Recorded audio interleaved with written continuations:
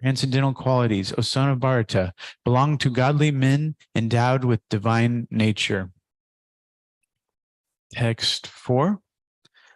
Dambo darpo bimanascha krodha parusham evacha agnyanam kabhijatasya partha samparam ashurim. Translation: arrogance, pride, anger, conceit, harshness, and ignorance. These qualities belong to those of demonic nature, O son of Prita. Text 5. Daivi sampad vimokshaya nibandha.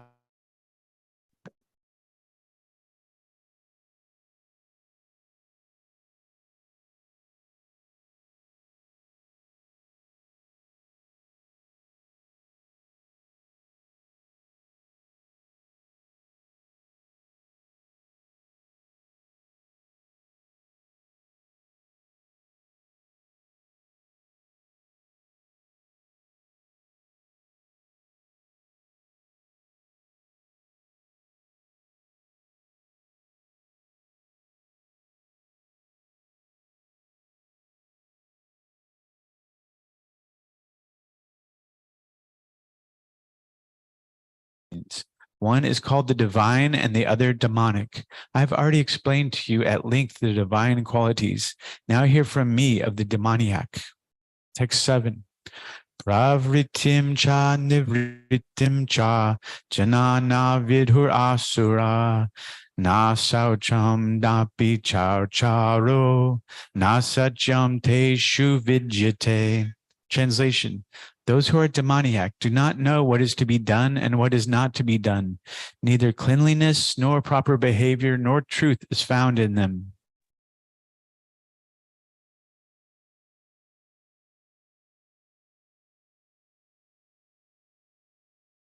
Paraspara sambhutam kim anyat kama haitukam. Translation: they say that this world is unreal, that there is no foundation, and that there is no God in control.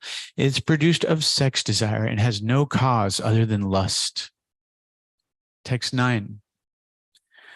Etam drishtim evastabhya nashtat mano labha budhaya prabhavanchugra karmana kshayaya jagato hitaha. Translation: following such conclusions, the demoniac, who are lost to themselves and who have no intelligence, engage in unbeneficial, horrible works meant to destroy the world. Text 10, final text of the day. Kamam ashritya dushpuram dambhamana madan vita moha grihitva sadgrahan pravartante suchivrataha. Translation: the demoniac, taking shelter of insatiable lust, pride, and false prestige, and being thus illusioned, are always sworn to unclean work, attracted by the impermanent. Back to text 15, I'll read the translation and purport by His Divine Grace A.C. Bhaktivedanta Swami Srila Prabhupada, founder, Acharya of the International Society for Krishna Consciousness. Srila Prabhupada ki jai. Text 15:20. Translation: this is the most confidential part of the Vedic scriptures, O sinless one, and it is disclosed now by me. Whoever understands this will become wise, and his endeavors will know perfection. Purport: the Lord clearly explains here that this is the substance of all revealed scriptures.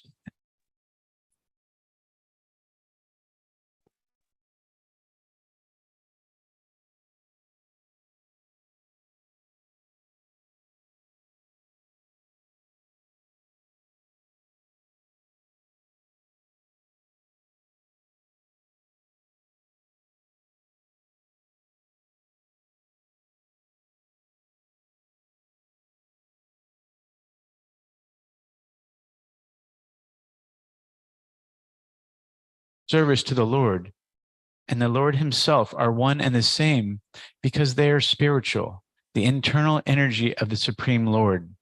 The Lord is said to be the sun, and ignorance is called darkness. Where the sun is present, there is no question of darkness. Therefore, whenever devotional service is present under the proper guidance of a bona fide spiritual master, there's no question of ignorance. So we're speaking of this upside down banyan tree of the material world, and this wherever devotional service exists, the material contamination cannot coexist. So if we're performing devotional service, if we're keeping Krishna in the center and not our own false egos, if we are and if we're trying to become more and more surrendered, and if we're trying to strive for perfection, and that may seem like a lofty goal, perfection, but you could also just say perfection is the absence of mistakes, so it's as long as we don't commit any mistakes, we can say, that's getting closer to perfection. And no sin is also perfection. The absence of sin is perfection. And we're speaking of the 4 regulative principles, and also of chanting our rounds, and so many other qualities of the devotees. And it says, therefore, whenever devotional service is present under the proper guidance of a bona fide spiritual master, there's no question of ignorance. Like the famous verse, Tadvidhi pranipatena pariprashnena sevya upadek te gyanam gyaninas tattvadarshinaha. Just try to learn the truth by approaching a spiritual master, engage from him submissively, and render service unto him. The spiritual master the self-realized soul can impart knowledge unto you because he has seen the truth. So the teacher doesn't always give the lessons that you expect the teacher is going to give, but part of the process is surrendering to the teacher. And we may have an idea of what that looks like, but once you are surrendered and you're under the spiritual master's care, we're learning how to not try to control everything. So we're not going to, the lessons the spiritual master teaches are on his terms, not on our terms, right? And he is the expert that has brought us to him and is bringing us to Srila Prabhupada and also to Krishna himself. And so we have to get ourselves out of the way. We have to surrender to the spiritual master's teachings. And it's not always how we imagined. It may be on a subtle level, but the spiritual master knows where we're at because he's seen a lot. He's seen a lot of things, and he knows perfect service, how to engage us perfectly, whether it's in person or from across the world. He's helping guide us, and Super Soul is guiding us from within the heart. And isn't it funny when we talk about the demoniac natures? Srila Prabhupada mentions, these people actually envy, these atheists actually envy the super soul in their own heart, and the super soul in the heart of others. And so this is kind of a natural propensity until we learn, until we get the spiritual knowledge, it's kind of just natural. There's so many atheists in the world, and they don't have the proper knowledge. And so they're full of envy and all these things that we don't want, even if it's subtle. Even if they're giving in charity, it could be for the wrong reasons. Srila Prabhupada in these purports mentions charity in the mode of goodness is best, but there's charity in the mode of passion and the mode of ignorance. There's a lot of people. Charity is also kind of a sacrifice. So charity, sometimes people are giving in charity, and they're thinking, well, this will come back and benefit me tenfold. And that may not, that's not the best way to think about it. Ideally, we're giving charity. We're trying to give charity directly to Krishna and under his, in the mode of goodness, and to propagate Krishna consciousness is really the best, because that is the medicine that everyone needs. That's what we didn't have not so long ago, and we needed it. And we searched and searched, and we found it. Hopefully, we found it, luckily, by the grace of a Vaishnav. Someone had to hand it to us. We couldn't do it all on our own, right? We realized that. We said, well, I can't do it all on my own. And Krishna sees that. He says, okay, there's a little bit of surrender. He's saying he can't do it all on his own. And so we get some help. We get a big help. And luckily we found it through our friend that helped show us Krishna consciousness and all of the wonderful things about it, and getting to hear all the stories of Krishna's pastimes and amazing pastimes, and all these. There's so many stories. There's so much beautiful literature, and we just didn't know a few years ago. We just didn't know the bounty. And so we have to pass this on. We have to make it easy for the next person. We don't want anyone to struggle. We want the whole world to become Krishna conscious. And so it's going to take some time, and people are going to be on their own. They're going to do it on their, different levels, different trajectories. We can't expect everyone to completely surrender and completely drop everything and go live in the temple. Although many will, more and more will be able to do that as they find so much dissatisfaction in the material world, and they want a way out. They want to know, what's the secret? What's the way out of this? And luckily we found it through Srila Prabhupada, through his mercy. And so we have to understand that people aren't going to be able to, drop everything necessarily, although some will. But the people who aren't able to drop everything, we have to be kind to them too, through the ups and downs. We have to know that it's a process of baby steps, as someone mentioned the other day, baby steps. And because if we can just keep making steps in the right direction, if we can keep the train in motion, because a train in motion doesn't take so much energy to keep going, but to go from a dead stop, a train requires a lot of energy. And you could go back there and you could try to push as hard as you could, but it'd be very hard to get that train going. So don't let your train come to a stop. Make sure it keeps going, and then help other people get their train going, their train in Krishna consciousness. Everyone must take to this consciousness of Krishna and engage in devotional service to become intelligent and purified. Unless one comes to this position of understanding Krishna and engages in devotional service, however intelligent he may be in the estimation of some common man, he is not perfectly intelligent. The word anaga, by which Arjuna is addressed, is significant. Anaga, O sinless one, means that unless one is free from all sinful reactions, it is very difficult to understand Krishna. One has to become free from all contamination, all sinful activities, then he can understand. But devotional service is so pure and potent that once one is engaged in devotional service, he automatically comes to the stage of sinlessness. While performing devotional service in the association of pure devotees in full Krishna consciousness, there are certain things which require to be vanquished altogether. The most important thing one has to surmount is weakness of the heart. The first fall down is caused by the desire to lord it over material nature. Thus one gives up the transcendental loving service of the Supreme Lord. The second weakness of the heart is that as one increases the propensity of lording it over material nature, he becomes attached to matter and the possession of matter. The problems of material existence are due to these weaknesses of the heart. So heart problems are such a big problem, and it's not just medical heart problems, but it's fundamental, deep down heart problems. Your conscious, the consciousness. You can't have a weak heart. We have to have a very strong heart. That's the most important thing one has to surmount, is this weakness of the heart, or in other words, wishy-washy, and also desiring to lord things over material nature. And of course, the last snare of Maya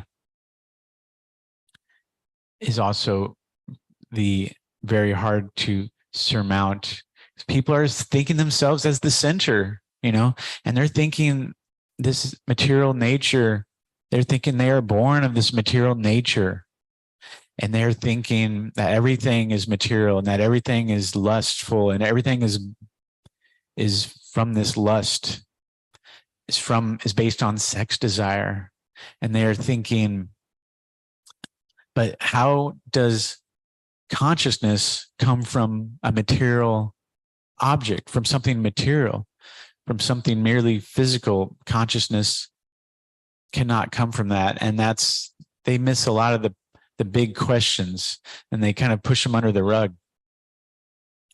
But chemicals and everything, chemicals do not come from mere matter, but everything comes from the supreme source, Lord Shri Krishna. Everything, the super soul, Bhagavan, Brahman, Lord Shri Krishna is the supreme personality of Godhead.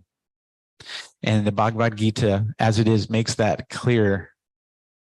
As Arjuna, as Krishna is the chariot driver for Arjuna, his dear friend and cousin. And he's explaining so many things. This is the essence of life, the handbook on life itself, and it's eternal. This was described to Vivasvan. This was told to Vivasvan many millions of years ago, and it's been passed down. And it's just so wonderful that we have this. So no weaknesses of the heart, strong convictions, and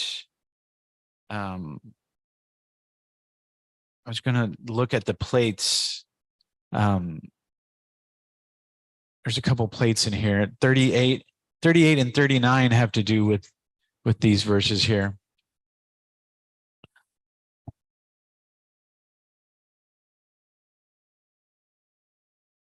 So plate 38 is based on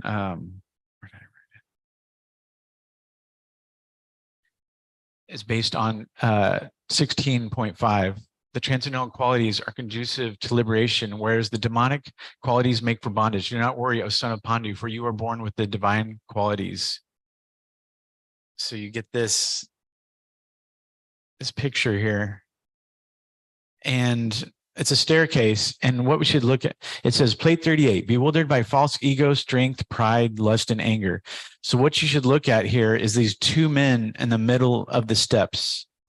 There's one that's facing left and there's one that's kind of facing right. So the one that's facing left is being guided by his spiritual master. And he is on the path to success.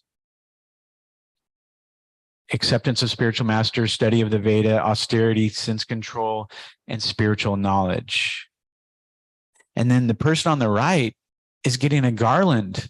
But who is the garland being given by? Maya. Maya is giving a garland.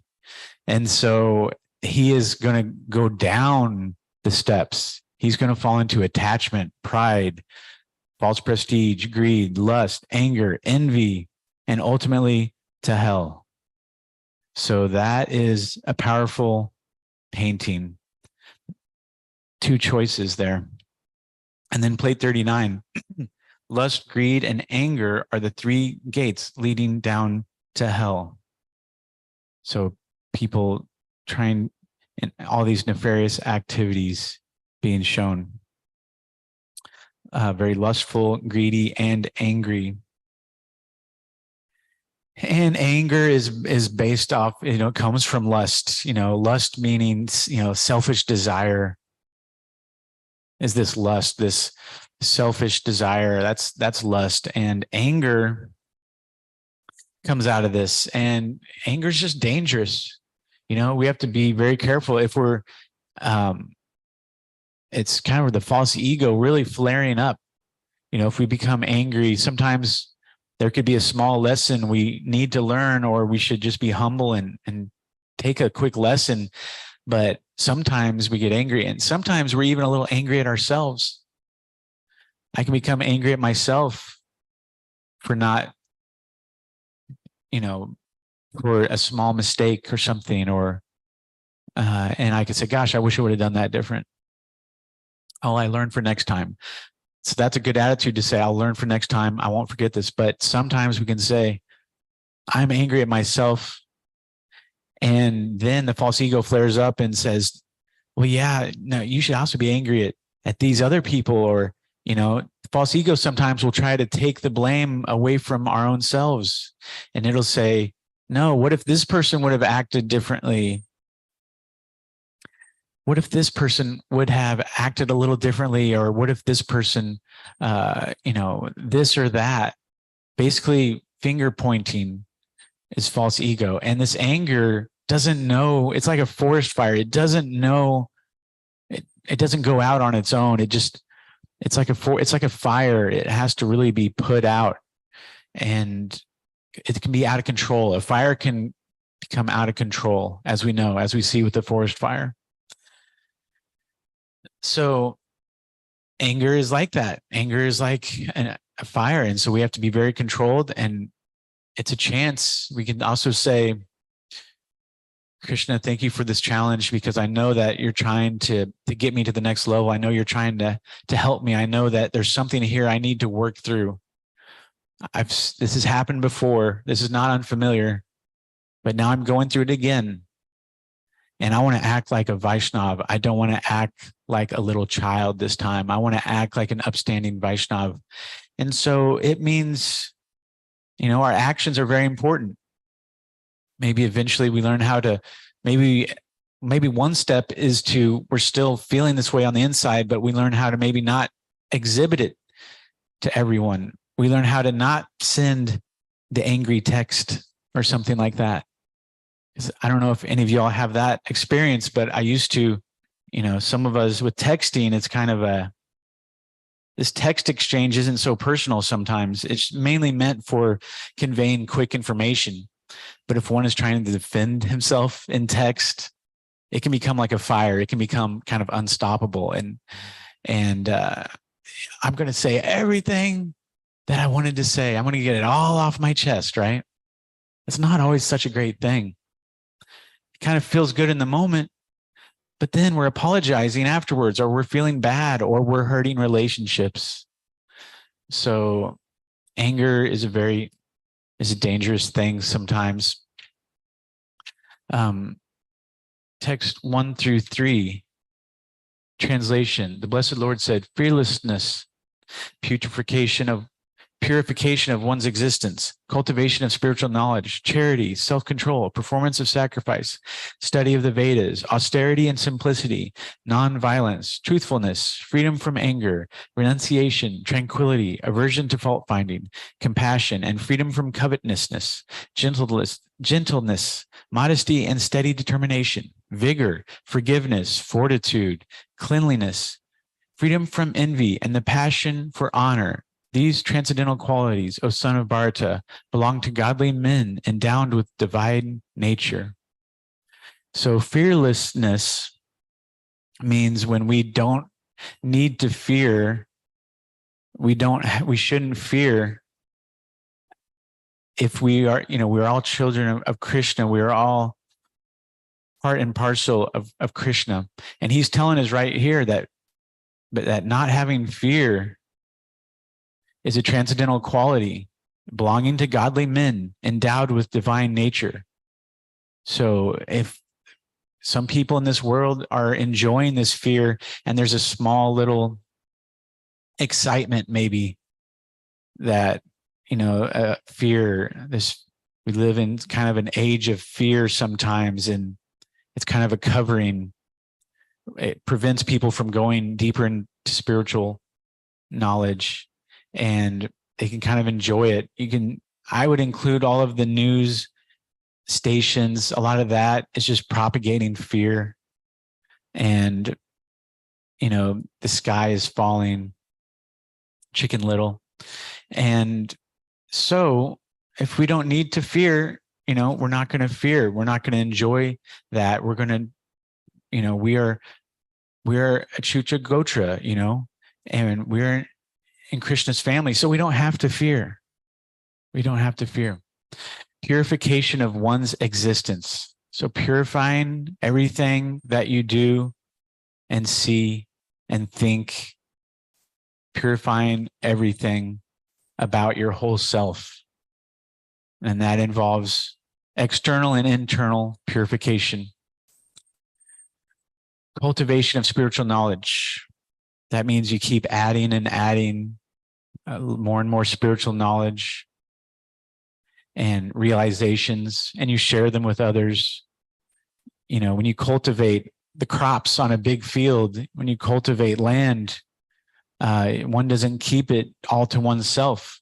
One stores it, but one also shares it, just like we're trying to share Krishna consciousness with the whole world. Just like we feel like we found the water, we found the source of water. Everyone's dying of thirst practically, and we found a water source. And so we're saying, hey, it's over here. It's just a mile this way. It's just half a yojana this way, and you can find the water. And so some people are coming and drinking, and some people are refusing to drink. And some people are enjoying a mirage. You know, some people are out there in the desert and they say, no, we really like mirages. That's really where it's at. That's how you really satiate your thirst, is with the mirage, right? No, with the real thing, the real water, the H2O. Charity. We know the hero of charities, and we get to associate with the hero of charities. And charity done in the mode of goodness is the best, and it has to be properly done. Self-control. So we have control over ourselves. When we want to control ourselves, then we can do it. It becomes not so hard. With practice, we control our thoughts and our actions, but we know we can't control others. Performance of sacrifice. So the Hare Krishna mantra is the great sacrifice. Just chanting the Maha Mantra, Hare Krishna, Krishna Krishna, Hare Hare, Hare Rama, Rama Rama, Hare Hare. That is supreme sacrifice, because you're sacrificing just a little bit of your time, and you're connecting with the Supreme, and you're calling out to him, and you're calling out to Hari, and you're saying, please let me serve. Let me serve. I'm done with these lifetimes of pain and self-centered lust. I'm done with that. I just want to serve, because happiness is really only in serving. That's where we find happiness, is serving the Supreme.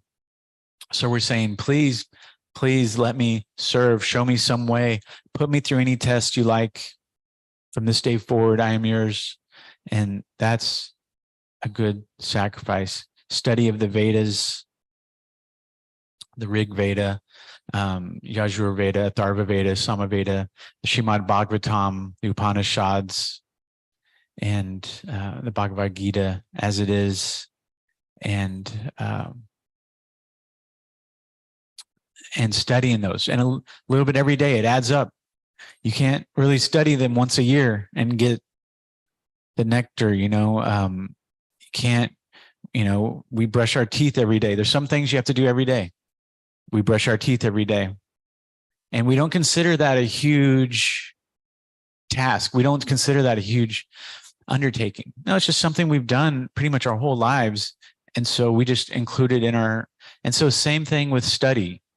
We have to get on some sort of regulated study habit. It has to be like every day or steady. Keep track, keep a journal, keep a little day journal where every day you can write out some of where you're at and what books you're working on. And hopefully you're rereading some of the same books, and hopefully you're getting a lot out of the books and really enjoying them.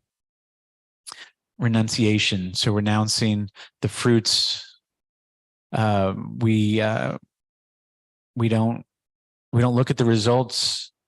We act in a way that will please Krishna, and then we renounce the fruits. We don't worry about the results. If we go out for a day of book distribution, if a lot of books go out, that's very nice.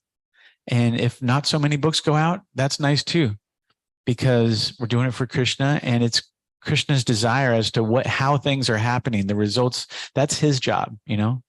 Don't take that's what he does, is where he is, look at the results. And he's organizing everything so brilliantly, like a master chess player that's playing 1,000,000 games and making 1,000,000 moves in 1 second. And so he is going to control the results. And so all we can do is act in Krishna consciousness. And we're going to renounce so many things that aren't for our benefit or for others' benefit. Tranquility, tranquil, peaceful mind, not always disturbed, not a chaotic. Tranquil is the opposite of chaos. So we want to be peaceful and not chaotic. And chanting when you first wake up, going to the worship services, and fixing your consciousness as early in the day as possible is best, as we have all found. Aversion to fault finding. So godly men endowed with divine nature have an aversion to fault finding. They don't spend their time fault finding, and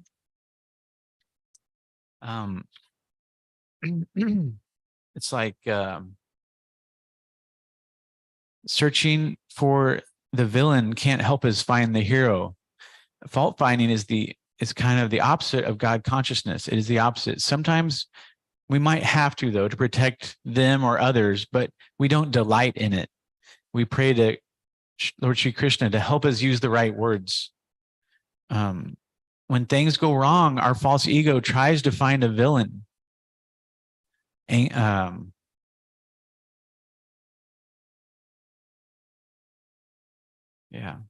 false ego doesn't want you to grow and learn and be mature. That's why it's your enemy. The truth is, Krishna has unflinching love for us, and every obstacle is a gift from him. He's constantly giving us chances to grow. But very often our false ego says, no, I'm not the one that needs to grow. It's this person, or it's this group of people. Unwillingness to find faults in others. The plot of the world is moving for Lord Sri Krishna's pleasure, not ours. But if we can help, that's very nice. That's like, like Hanuman or the spider that helped build the bridge. But this plot of this world is moving for Lord Sri Krishna's pleasure. So that word is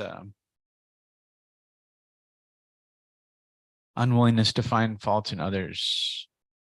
Let me find that here. Apaishunam, aversion to fault finding.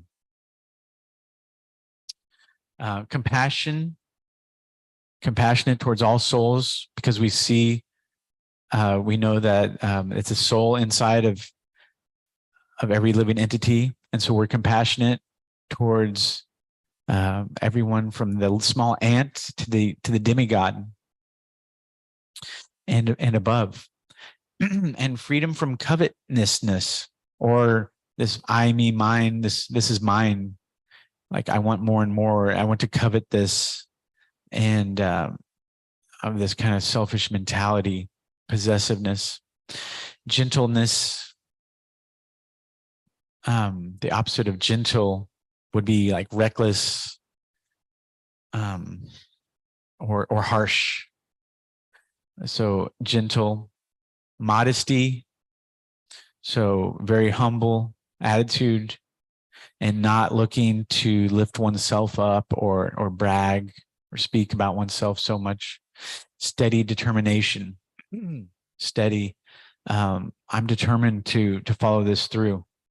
I'm determined that I'm not going to give up. And that's not what I do. That's not what we do, is give up. So we can re-examine things and we can reevaluate things, but we're not going to give up. We're going to stay on the course. And because we're all in this big ship together, and vigor. So that's like life, vitality, life, very vital, full of life. Forgiveness. That means not holding a grudge, fortitude, strength, cleanliness, like we mentioned, external and internal cleanliness, freedom from envy. So I'm not going to envy other people and or things, and I'm not going to tolerate someone being envious of me for some reason, and I'm not going to be envious of anybody, but I'm going to be inspired by some of the good people that I know, some of the great people I've seen and know. I'm going to be inspired by them. I'm not going to sit there and envy them and try to wish that I had what they have, because there's no way. It's not going to happen. I'll never have what that person has exactly, because Krishna has endowed all of us with different strengths and gifts. So why would you? It's like an insult to Krishna to envy someone else to some extent, because he's given us a lot personally, and he's given everyone a lot of strengths. And so we can see the beauty in people and be inspired by what they have, and the passion for honor. So we want to remain honorable spirits, and we want to avoid dishonor, because our actions are important. And if we just act rightly, if we act in the mode of goodness, and we're respectful to all living entities, we can have a passion for honor. Passion for honor is, let's see where that is. Expect atimanita, expectation of honor. Going on to text 4 here, translation. Arrogance, pride, anger, conceit, harshness, and ignorance. These qualities belong to those of demonic nature, O son of Prita. Purport. In this verse, the royal road to hell is described. The demoniac want to make a show of religion and advancement in spiritual science, although they do not follow the principles. They are always arrogant or proud in possessing some type of education or so much wealth. They desire to be worshipped by others and demand respectability, although they do not command respect. Over trifles, they become very angry and speak harshly, not gently. They do not know what should be done and what should not be done. They do everything whimsically, according to their own desire, and they do not recognize any authority. These demoniac qualities are taken on by them from the beginning of their bodies in the wombs of their mothers. And as they grow, they manifest all these inauspicious qualities. So sometimes people, you could try to give the mantra to someone, and people will say the funniest things. They'll say, mantra doesn't have, there's no power in mantra. They're not willing to even give it a chance, for a minute. And so, it's tough, but we know that mantra, we know the Maha mantra is the great mantra, and it's amazing, but people have to give it a chance, because the mantra does all the work.